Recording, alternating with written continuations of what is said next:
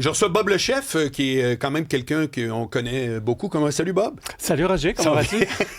Écoute, Marc... Non, mais c'est mon vrai invité tantôt, c'est pour ça. Ah, OK. Oui. Et où Isabelle? Attends. Elle a choisi Alexandre Dubé ce matin, mais elle n'a pas de temps pour moi. Mais j'ai entendu... C'est ça, moi je m'attendais à la saluer. Non, je suis content que tu le soulignes. Je vais lui envoyer un message, voir si votre relation va toujours bien. Écoute, j'ai envie de parler... Peut-être qu'elle fait la grève, parce que je vais parler de grève aujourd'hui. Ouais. Je vais parler de grève. Ton truc. Pourquoi le Québec est devenu une société où la grève est de plus en plus utilisée comme outil de négociation? D'abord, plus en plus... Tu fantasmes ça? Non, absolument pas. Il y a des données, autant fédérales que provinciales, qui sont compilées. Les conflits de travail sont en augmentation au Québec, grève et lockout. Mais la grève seule, là, aussi, effectivement. Puis le Québec est devenu, on est une société distincte, tu me diras, l'épicentre au Canada des grèves. Donc, c'est quand même... Ça, par contre, je l'ai vu. C'est quand même quelque chose. Mais c'est genre 3 pour 1, là. Et de loin. Ouais. Puis, tu sais, quand je regarde la STM, la RTC, ça, c'est à Québec, Exo, Société de traversiers, les paramédics, les CPE, CEPAC, Hydro-Québec, EMA Québec, WestJet, Renaud-Bré, plusieurs autres. Ça, c'est juste dans la dernière année. Privé-public, ça tire tout bord, tout côté. Et puis, je me suis dit, tu te rappelles, il y a quelques... jours ou semaines peut-être, on a parlé qu'on n'apprend pas l'art de négocier. Puis on était d'accord qu'à quel point on négocie toute notre vie, puis pourtant, on apprend la photosynthèse, qu'on en parle une fois le jour où on l'apprend, mais on ne parle jamais de négociation. Je ne dis pas que l'un ou l'autre est plus important. C'est bien. Cependant, la grève, c'est l'ultime démonstration que la négociation a échoué. Très vrai. Donc, attends un peu, le politiste en toi... Le politologue? Politologue. OK, c'est pas la même chose. Non. Tu vas adorer la phrase suivante. Une révolution, c'est une réforme qui n'a pas été faite à temps. Oui, j'aime ça. Donc, une grève, c'est une négo qui, finalement, n'a pas donné ses fruits. Exactement. C'est faire l'amour pour votre bébé, tu sais.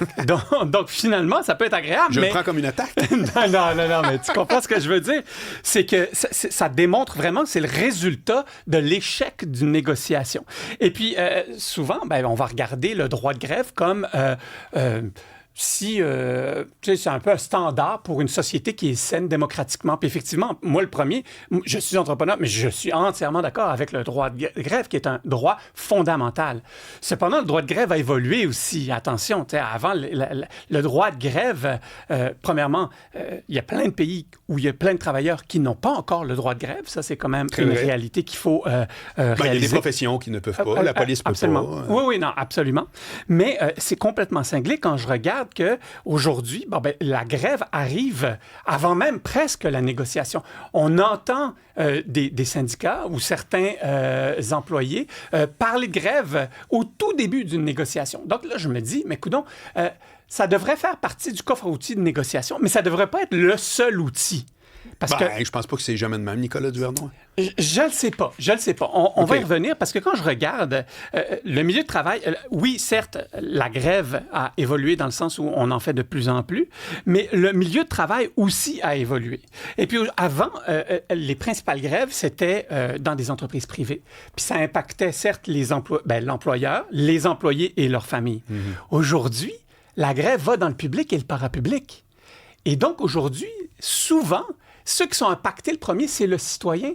Quand la STM est en grève, encore une fois, bien sûr que ça touche l'employeur et l'employé, mais le public, là, monsieur, madame, tout le monde, rappelle, il y a une dame qui ne pouvait même pas aller travailler parce qu'elle avait besoin de travailler, mais elle ne pouvait pas aller travailler parce que ce bien essentiel, selon moi, le pouvoir se déplacer, était en grève. Donc, aujourd'hui, les citoyens sont vraiment affectés.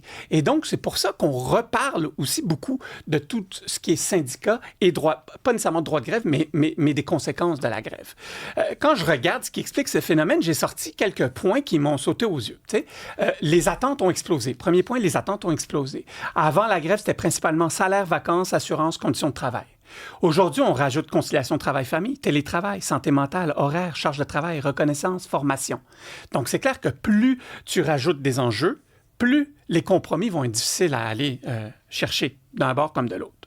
Deuxième point qui m'a sauté aux yeux, c'est la pénurie de main-d'œuvre a clairement changé le rapport de force. Avant, l'employeur avait plus de pouvoir. Aujourd'hui, les employés sont difficiles à trouver, ils se font rares, il y a un vieillissement de la population. Donc, c'est clair que le rapport des forces a changé un peu.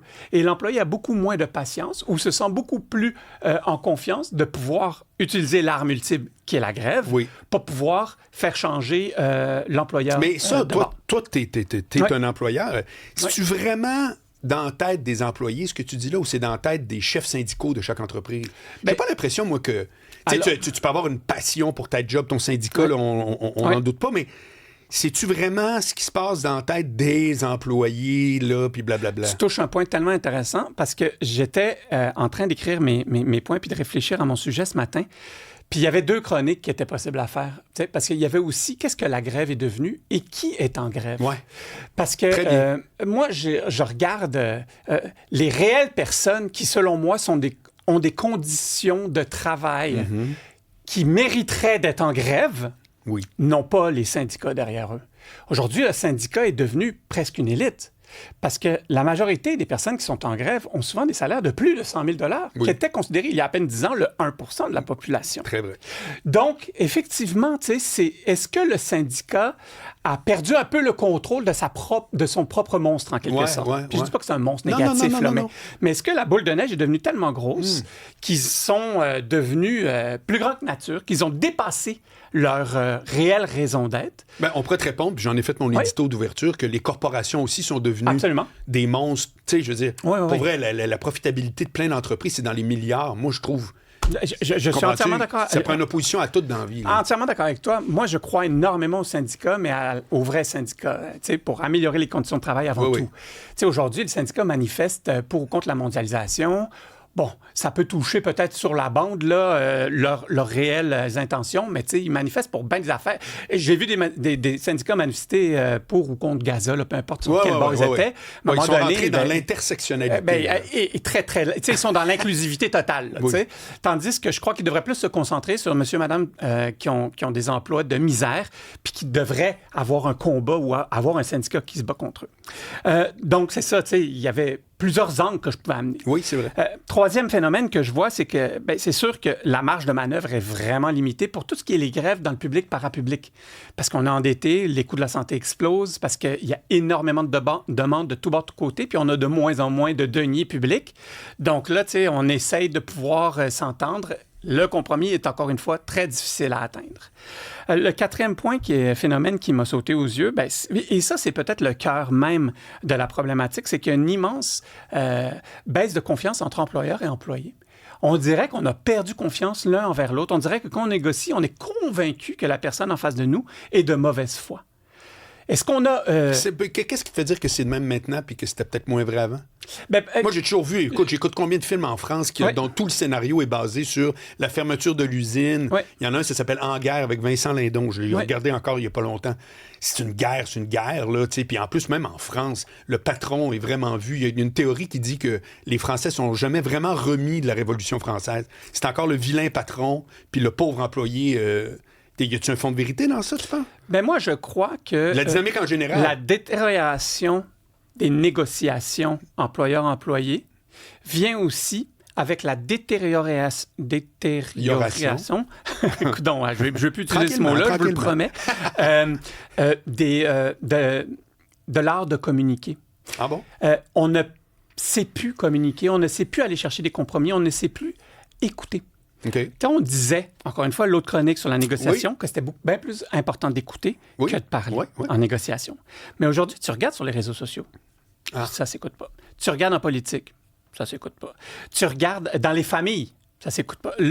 L'avocat qui est avec Dubé le matin, là, on était dans la salle d'attente l'autre jour ensemble, puis je parlais, puis il me disait, c'est fou à quel point on est débordé de chicanes familiales. Tu sais, ça se parle plus. Donc, si on se parle plus, ou on se parle juste derrière des faux noms sur les réseaux sociaux... Dans les relations de travail, tu dis, c'est pareil. Je crois que ça affecte toutes nos sphères de vie, incluant les relations de travail. Donc, tu sais, je ne suis pas surpris qu'on soit rendu à cette étape-là parce qu'on ne se parle plus, on ne s'écoute plus, on est sûr d'avoir raison, puis on tient mordicus à nos points, on n'est pas prêt à faire des compromis. Donc, je crois que c'est tout ça qui explique l'explosion, en quelque sorte, des mouvements de grève au Québec. Ta conclusion, ce serait que une communication altérée fait en sorte que le conflit est exacerbé. Exactement. Et puis le fait qu'on ne sait plus négocier, en plus on ne sait plus communiquer, fait en sorte qu'on rajoute de l'huile sur le feu quand vient le temps de parler entre employeurs et employés. À demain, Nicolas Duvernois. À demain, puis j'espère qu'Isabelle va être là, tu sais. Ben, moi aussi. Je vais l'appeler. Je sais plus. Je vais l'appeler, là. Ouais.